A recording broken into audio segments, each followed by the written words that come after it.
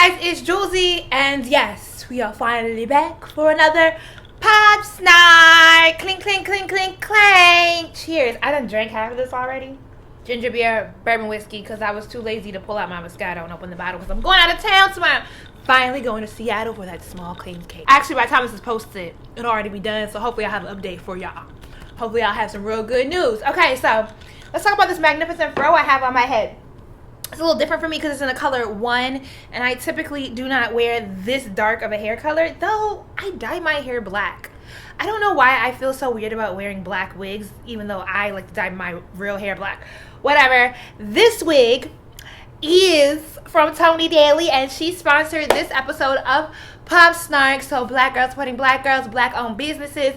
Perfect. Worked out awesomely. And this is the Toni wig. She actually sent me the Gabe and the Toni. I'm feeling Toni a little bit more. It's supposed to be a twist style of like that mimics 4C. I feel like it's more of like a flat twist perm rod of like 4C hair, because this is what my hair looks like after I flat twist and perm rod it. And I actually pull it apart. It does not, it ships a little bit more clump. Let me see if I still have one in here that's clumped. They're clumped together a little bit more, and I pulled them apart because I wanted it to be more va-va-ville. It is a synthetic half wig, but I don't have any of my hair out. This is super cute, and I will have a coupon code for 10% off in the description box below. And support black owned businesses. It was packaged really nicely. It comes with a free pair of earrings, a head wrap, and a stocking cap. I was like, okay. So much to discuss because I haven't done a Pop Snark in so entirely long.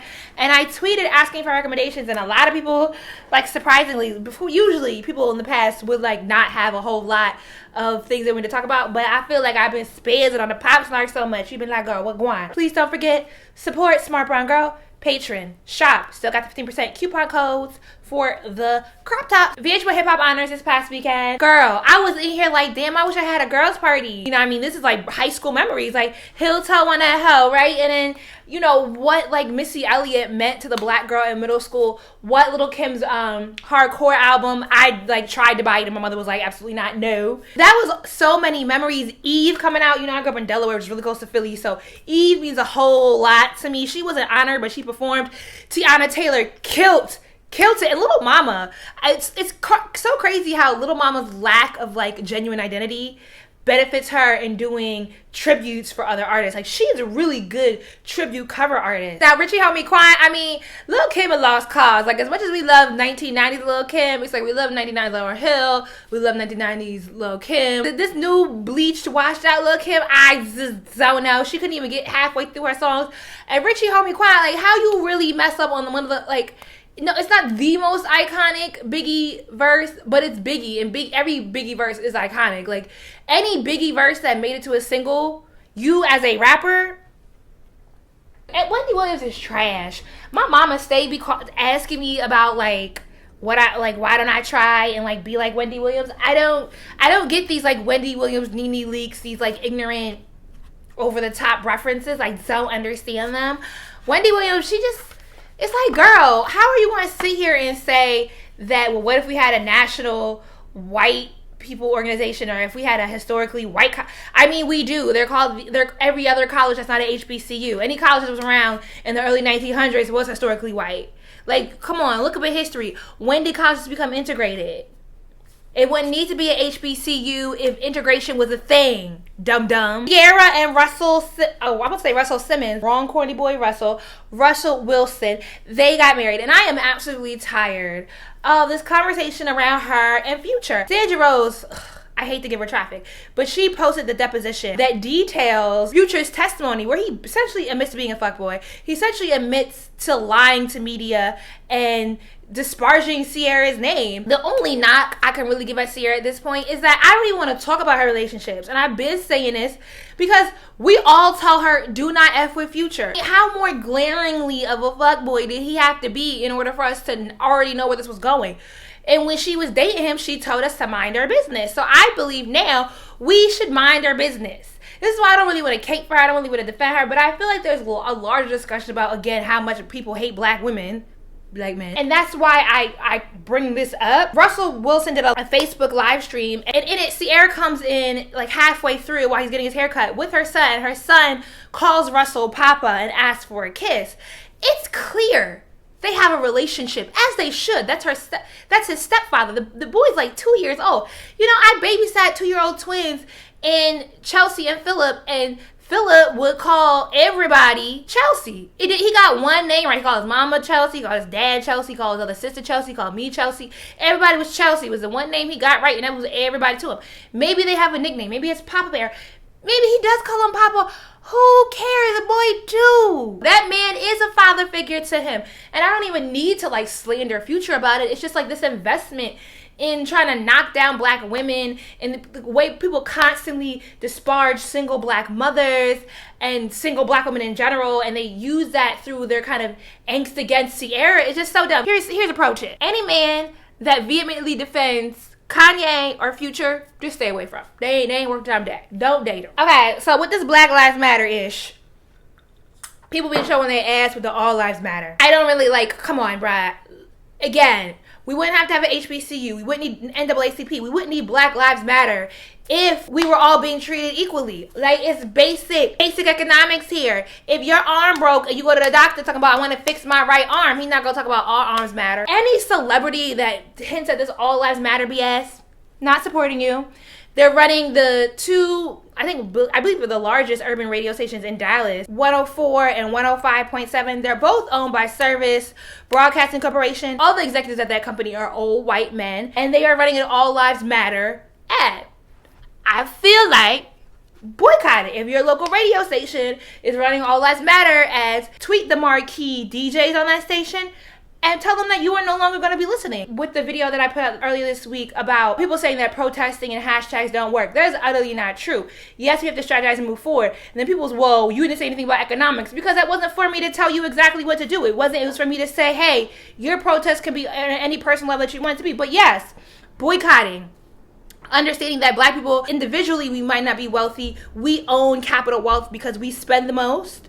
And the economy cannot survive without the middle class. Hold the companies that you spend your money on accountable for having some form of integrity. It's not too big of an ass. So what's going on in England with this Brexit? Now, Brexit, and now England also has a second female prime minister, even though I believe she wasn't elected, right? I don't actually understand what's going on. Like, I don't get it.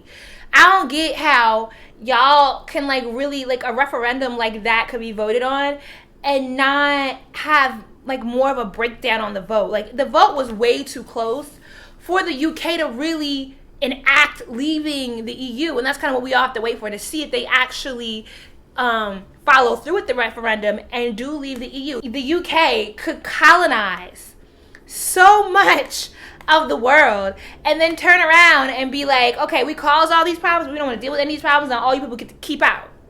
You know, for UK of all people to have an issue with the immigration that's happening there, it's like the immigration would not be so prevalent if y'all hadn't gone in and effed up so many places, bruh. Like, how many countries are there that the UK at one point has not attempted to invade? Like, these dumb white folk. Like, who is you? I was trying to catch up on TV per y'all recommendations. OJ, Made in America, 30 for 30. 30 for 30 on ESPN is already really, really, really good television programming.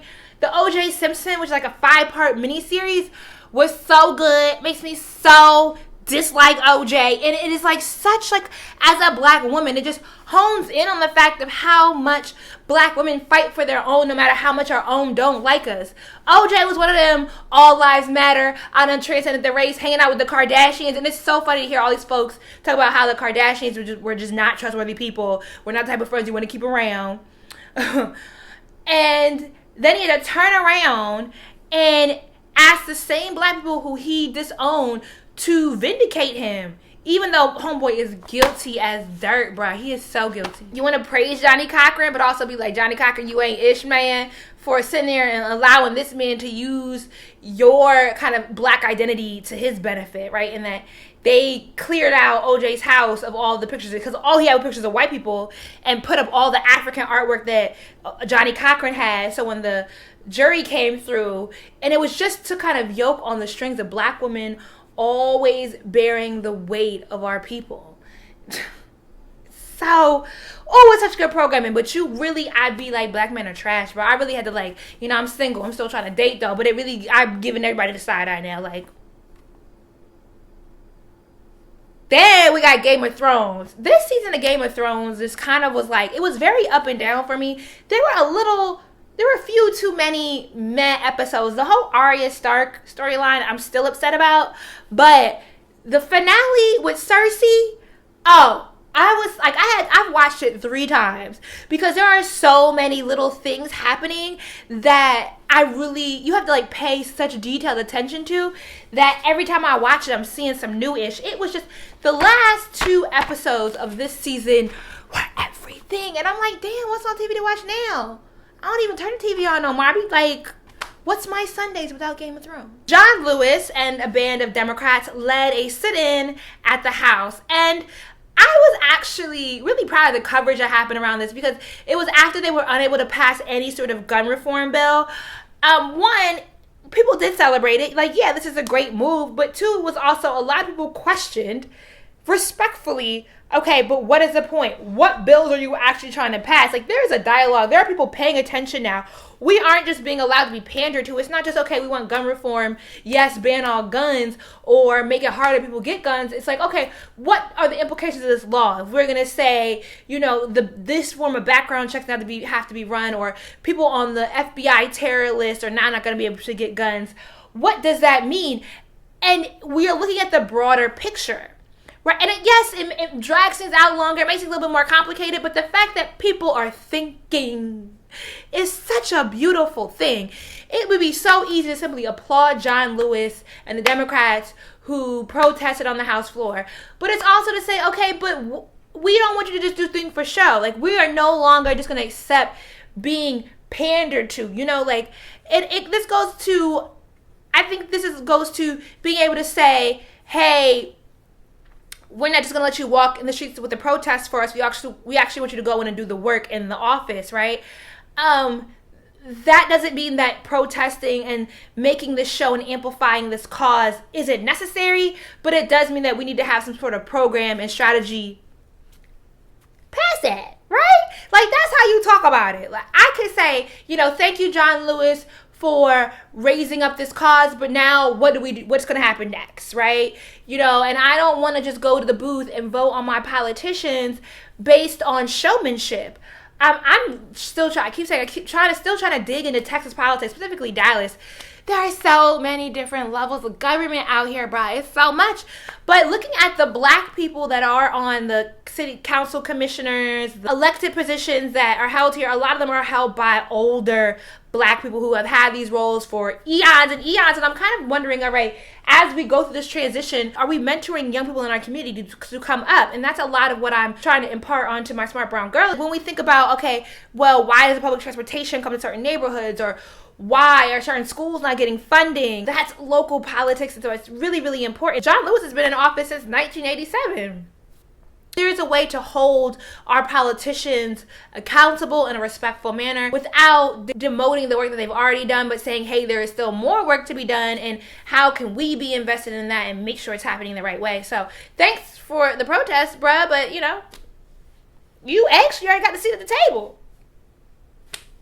What bills are you writing, sir? So, in closing, what else is there to talk about? Oh, Kevin Gates, ish. Girl, I really don't be paying attention to pop culture that much no more, because I just be so over folk. I'm trying to uplift, engage, and get my money right. Really? But Kevin Gates shaded the girl that used to be on Love and Hip Hop Atlanta that's a radio DJ, and then posted a video on Facebook talking about he didn't want to touch her because he's holy and he's married. Why y'all listen to that fool? Like, why are we so easily swayed because somebody is cute with a snatch waist and nice outfits? Like, just because his wife is pretty, we not gonna support this foul-ish? Like, be conscious of how many messages, how much rhetoric and propaganda surrounds you that suggests that black women don't deserve to be respected and loved. Just be conscious of that. You ain't got to be angry all the time. But I'm saying, think about the messages that you absorb, that you allow into your space, that tell you that you ain't ish. Alright, thanks for watching. If you enjoyed this, of course, thumbs up, become that patron, get you some more brown girl buttons. Deuces!